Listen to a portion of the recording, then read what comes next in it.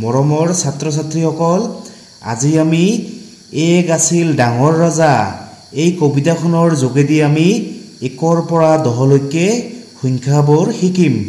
এক আছিল ডাঙৰ ৰজা ক শুনা বৰ মজা।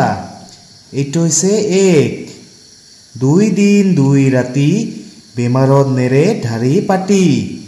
এইটো হৈছে 2। 3 দিনত কবিৰাজ আহিল দেখে ৰজাৰ জীৱন কাহিল। এইটো হৈছে 3। 4 পালি ঔষধ দিলে ৰজাই নিতৌ এপালি গেলে। এইটো হৈছে 4।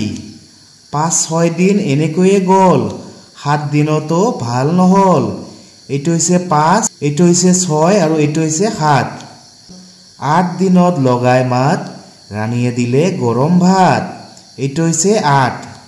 9 দিনত বল পালে 10 দিনত ভাল পালে।